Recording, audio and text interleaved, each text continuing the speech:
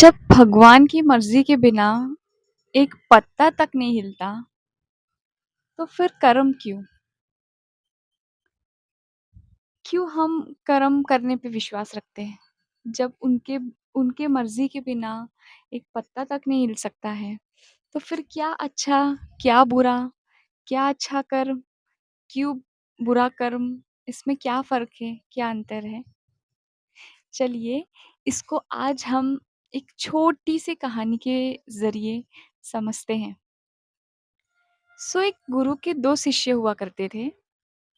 एक शिष्य बहुत आध्यात्मिक था, बहुत अच्छा था, बहुत पूजा-पाठ में रहता था। हरि का नाम, विष्णु का नाम, राम का नाम दिन भर सुमिरन करते रहता था। और जो दूसरा शिष्य था, वो बहुत ही गलत काम में, गलत क्रिया में, मुजरा देखना, जुआ खेलना, सारी जितनी गलत चीज़ें थी, वो किया करता था। एक समय जो उसका अच्छा शिष्य था, वो कहीं से वापस आ रहा था, तो उसके पैर में कील चुभ जाता है और उसे बहुत तकलीफ़ होता है, बहुत खून निकलता है। और दूसरी ओर जो उसका बुरे शिष्य था, वो कहीं से कहीं जा रहा था, तो उसे रास्ते में एक सोने बहुत सारा सोना मिल जाता है।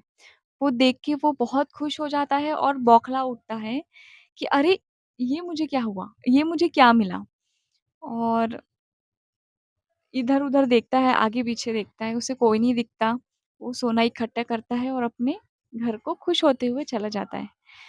और जो ये पहला शिष्य था उसका गुरु का, जिसे कील चुभ गया था, वो परेशान, हताश होते हुए अपने गुरु के पास पहुँचता है और गुरु को कहता है, पूछता है उनसे ये सवाल कि गुरु, ये कैसा विधि का विधान है? मैं दिन-रात प्रभु का सुमिरन करता हूँ, उनका नाम जाप करता हूँ, उनकी सेवा करता हूँ और प्रभु मुझे ही तकलीफ़ दे रहे हैं। तो गुरु इस पे उसे ये जवाब देते हैं कि तुम्हें इसका जवाब चाहिए तो मैं तुम्हें एक बहुत सरल अ, एग्ज़ाम्पल देके एक्सप्लेन करता हूँ कि इसे समझो। देखो, ये जो हमारा मनुष्य शरीर है, शरीर हमेशा मरता है, आत्मा हमेशा ज़िंदा रहती है। ये हमारे पुराणों में लिखा है, ये हमारे गरुड़ पुराणों में भी लिखा है कि शरीर मर जाता है लेकिन आत्मा कभी नहीं मरती, ये हमेशा ट्रैवल करती रहती है, बस बॉडी वो अलग सिलेक्ट करती है। तो वैसे ही हमारा प्रारब्ध होता है। प्रारब्ध को अब इस छोटे से शब्द में समझिए आप। प्रारब्ध मतलब हमारे पिछले कई जन्मों का कर्म का फल, जो हमें हर जन्म में भुगतना पड़ता है। और प्रारब्ध 3 हिस्सों में बँटे हुए हैं। पहला हमारा संचित कार्य, मतलब संचित मतलब कि हमारे जितने जितने जन्म हुए हैं, उन सब कर्मों का एक भंडार होता है। दूसरा होता है प्रारब्ध। प्रारब्ध मतलब कि हमारा जो संचित कार्य रहता है, उसमें से कोई एक प्रारब्ध मतलब आपका जो एक कर्म है, वो इस जीवन में आपको भुगतना है, अनिवार्य है और वो आप भुगतते हो। तीसरा होता है क्रियमान, जो आप इस जन्म में अपने कर्म करके अगले जन्म में भुगतने वाले हो। इस तरीके से प्रारब्ध बाँटा गया है। गुरु उसको बोलते हैं कि जो तुम्हारे प्रारब्ध हैं, पिछले कई जन्मों से, उसे तुम्हें इस जन्म में भुगतना ही है। लेकिन तुमने जो प्रारब्ध किया है, ज़रूरी नहीं बुरा किया है, अच्छा भी किया होगा। अच्छे में हम सब खुश हो जाते हैं, लेकिन जैसे ही हम पे अड़चनें आती हैं, हमारा कार्य हमारे हिसाब से नहीं चलता है, तो वो हमारे लिए बुरे प्रारब्ध हो जाता है, बुरा कर्म हो जाता है। तो उससे तुम्हारे तुम उससे इस तरीके से बच सकते हो कि तुम्हें खूब नाम जाप करना है, भगवान को हमेशा पकड़ के चलना है, तो जो तुम्हारे पिछले जन्म के प्रारब्ध होंगे, वो चीज़ कम होगी। देखो, होना तो तय है, जो लिखा है और ये हमेशा सही कहा गया है कि लिखा है सब कुछ तय है पहले से, वो अवश्य होना ही है। लेकिन हम उसे चेंज कर सकते हैं थ्रू हरि का नाम लेके, भगवान का सुमिरन करके। मैं ये नहीं कह रही हूँ आपको कि आप सब छोड़ के पूजा-पाठ करने बैठ जाओ। आप अपना कार्य करिए लेकिन आप भगवान को मत छोड़िए। सो गुरु का ने उसे ऐसे समझाया कि जो जिसे कील लगी उसको उस दिन वो मरने वाला था, लेकिन भगवान ने उसे एक छोटे से कील चुबा के उसका मौत टाल दिया, उसे मौत से बचा लिया। क्यों? क्योंकि वो भगवान का नाम लेता था, उनको याद करता था। उसने कई ऐसे उसके कर्म होंगे इस जन्म में, या भगवान का उसने इतना नाम लिया होगा, नाम जाप किया होगा जिससे वो भगवान ने उसे एक कील से बचा लिया। जो कि वो उसका भयंकर एक्सीडेंट होने वाला था उस दिन और वो उसी वक़्त मर जाता। लेकिन भगवान ने उसे एक छोटा कील चुबा के बचा दिया। तो उसके वो प्रेज़ेंट टाइम के कर्म थे जो उसे पिछले जन्म के कर्मों से बच गया, बचा लिया। उसका अभी का प्रारब्ध इतना स्ट्रॉन्ग था। और जो दूसरा था, जो बुरा कर्म करता था, वो सोच रहा था कि इसको गोल्ड मिला और इतना अच्छी चीज़ हुई उसके साथ। अक्सर हम ये भी कहते हैं कि हमेशा अच्छों के साथ अच्छा होता है और बुरे के साथ बुरा होता है। तो इससे बेस्ट एग्ज़ाम्पल समझने के लिए मुझे नहीं लगता होगा कि आप हमेशा देखे होंगे कि अच्छे लोगों के साथ बहुत बुरा होता है। तो वो इसलिए होता है कि भगवान उनके जितने भी प्रारब्ध है पिछले जन्म के, वो सबसे पहले काटते हैं। इसीलिए उन अच्छे इंसानों का बुरा वो सबसे पहले कर देते हैं। बाद में जो उन्हें उनके अच्छे कर्म की फल देते हैं वो अनबीटेबल होता है।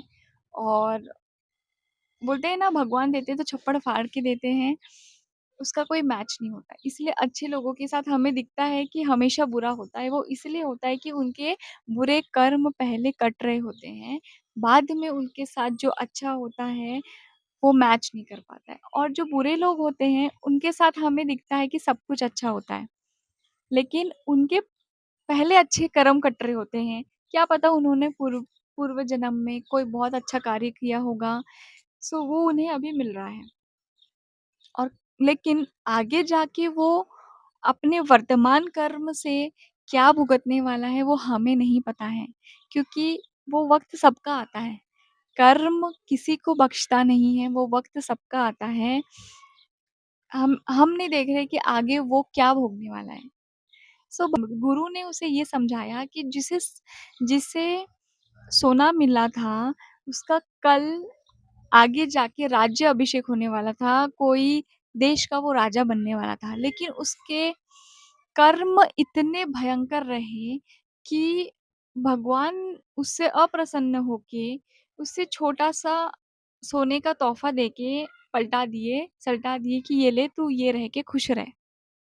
इतने भयंकर कर्म थे उसके कि आज का उसका जो अच्छा होने वाला था वो छोटे से इसमें निपट गया।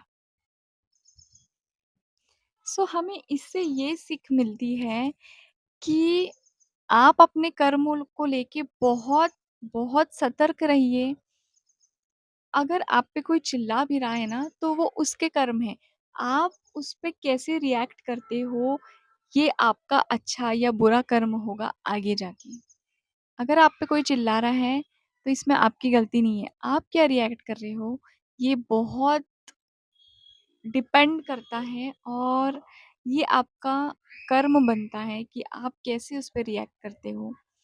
इसीलिए अपने आप को हमेशा भगवान से जोड़े रखिए, हरि नाम से जोड़े रखिए, जो भी आपको नाम प्रिय लग रहा है, आप अपने आप को भगवान से प्रोटेक्ट करके रखिए, ताकि आपके प्रारब्ध ईज़िली कट जाए। सो कौन कहता है कर्मा नहीं होता है, और कौन कहता है कर्म के फल नहीं मिलते? ज़रूर मिलते हैं और हर हाल में आके मिलते ही मिलते हैं। सो आप बहुत कॉशियस रहिए अपने कर्म को लेके। आप कैसा किसके साथ व्यवहार कर रहे हैं, definitely it's going to pay you in future.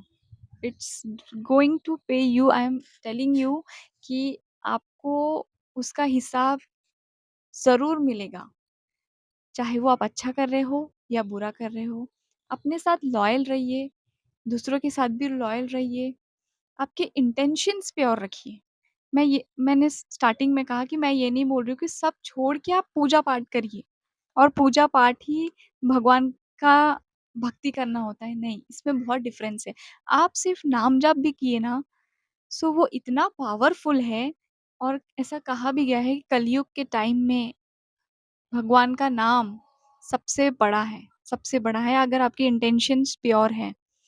वो हर चीज़ को मात दे सकता है। आप नाम जाप करिए, अपने इंटेंशन स्ट्रॉन्ग रखिए, प्योर रखिए, लॉयल रहिए और अपने आप को मैंने जैसा कहा भगवान से हर हाल में जुड़े रहिए ताकि आप हर चीज़ से ईज़िली निकल सको। और अपने कर्मों का ध्यान रखिए। मिलती हूँ मैं आपको अगले इसी अच्छे टॉपिक में। मुझे लगा ये आज शेयर करना चाहिए, कर्म और किस्मत, डेस्टिनी में क्या अंतर है। सो जो भी है वो कर्म है। कर्म से आप सब कुछ चेंज कर सकते हो और कर्म आपका सब कुछ चेंज कर सकता है।